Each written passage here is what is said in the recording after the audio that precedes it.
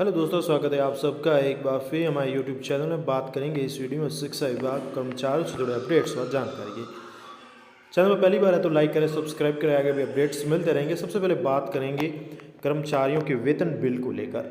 तो कर्मचारियों के वेतन बिल अब जैसा कि आपको पता चल चुका है कि IFMS 3.0 नया पोर्टल आ चुका है, उसी के माध्यम से बनेगा। इसी को लेकर एक और नवीन ऑर्डर जारी हो चुका है कि फरवरी मार्च 2024 की समस्त बिल IFMS 3.0 से ही जनरेट कर पारित व भुगतान किए जाने के क्रम में, यानी फरवरी मार्च 2024 के समस्त बिल अब IFMS 3.0 से ही जनरेट होंगे, वहीं से पारित किए जाएंगे।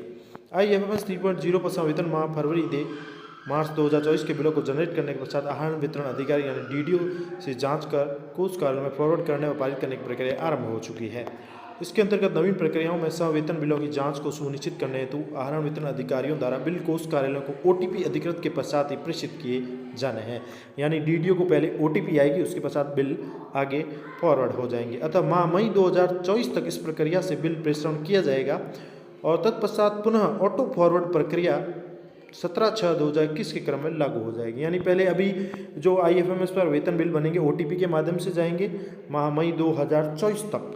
उसके पश्चात जैसा कि बताया गया है कि ऑटो फॉरवर्ड प्रोसेस लागू हो जाएगा, यानी ऑटो फॉरवर्ड हो जाएगी जैसे ही जो वेतन बिल की निर्धारित तिथि होती है। तो फरवरी मार्च के भी समस्त वेतन बिल कर्मचारियों के जो है अब IFMS से ही बनेंगे। इसके साथ ही बात कही गई है कि इस प्रक्रिया के निर्बाध रूप से संपादन के लिए जिला स्तर पर कोषाधिकारी, तहसील स्तर पर उप कोषाधिकारी नोडल अधिकारी हैं और इनके गहन प्रशिक्षण कार्यक्रम निरंतर संपादित किया जा रहा है तथा सभी आहरण वितरण अधिकारियों को उपलब्ध अपडेट संवेतन डेटा के आधार पर बिल जनरेट करके एक सिस्टम पर प्रदर्शित कर दिए गए हैं। अभी तक लगभग 4000 बिल कोष कार्यालय को प्रेषित किए जा चुके हैं। 40,000 बिल कोष कार्यालय को प्रेषित किए जा चुके हैं और उक्त कार्य की संवेदनशीलता को दृष्टिगत रखते हुए अपने अधीनस्थ समस्त आहरण वितरण अधिकारियों को सिस्टम जनरेटेड संवेतन बिलों की जांच करके IFMS 3.0 के माध्यम से OTP आधारित अधिकृति के साथ समय पर कोष कार्यालय में प्रेषण के लिए पाबंद किया जाना सुनिश्चित कराएं। यानी समस्त DDO को निर्देश दे दिया गया है कि जो फरवरी की सैलरी बनेगी कर्मचारियों के, वो IFMS पर ही बनेगी और जल्द से जल्द वो बिलों को फॉरवर्ड करें OTP आधारित सिस्टम के माध्यम से, और पाबंद किया गया है। और इसके साथ यूज़र मैनुअल IFMS 3.0 पर उपलब्ध है, किस प्रकार से बिलों को भेजना है, क्या प्रक्रिया अपनानी है, वो भी जानकारी दी गई है। तो ये एक और ऑर्डर आज का ही है, वित्त विभाग के द्वारा जारी किया गया है वेतन बिलों को लेकर। बात करेंगे वहीं दूसरी ओर कर्मचारियों के लिए प्रारंभिक शिक्षा पंचायती राज विभाग के IAS सीताराम जाट द्वारा महत्वपूर्ण दिशा निर्देश जारी कर दिए गए हैं। जिला शिक्षा अधिकारी और मुख्य ब्लॉक शिक्षा अधिकारियों को विशेष निर्देश दिया गया है कि विद्यालयों का निरीक्षण करें व उपस्थिति का अवलोकन करें।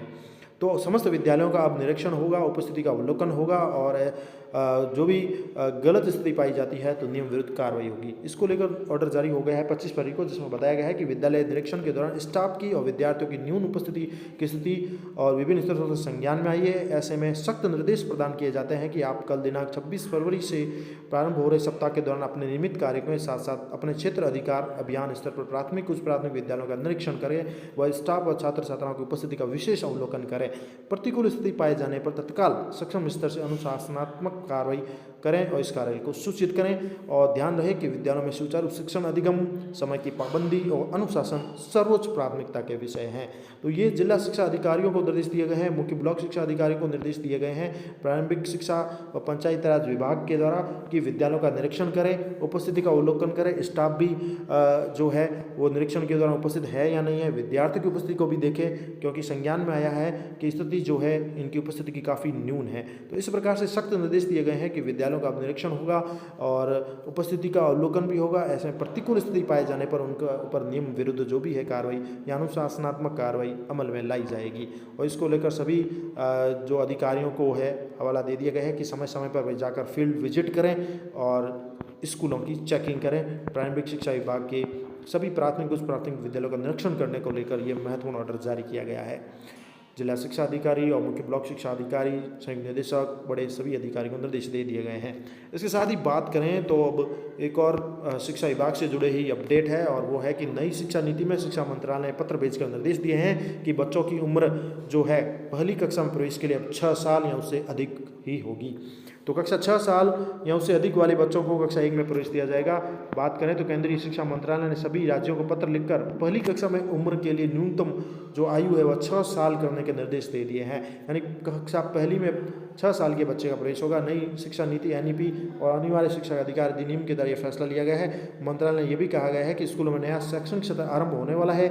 ऐसे में सभी स्कूल प्रवेश के समय कक्षा 1 में बच्चों की दाखिले की उम्र कम से कम 6 साल रखना सुनिश्चित करें।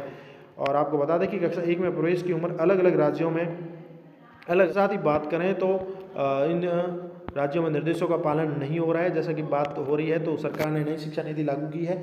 इसके साथ कक्षा 1 में प्रवेश के समय बच्चे की उम्र 6 साल रखने के निर्देश दिए गए थे। इसके बाद भी 14 राज्यों केंद्र शासित प्रदेशों में निर्देशों का पालन नहीं हो रहा है।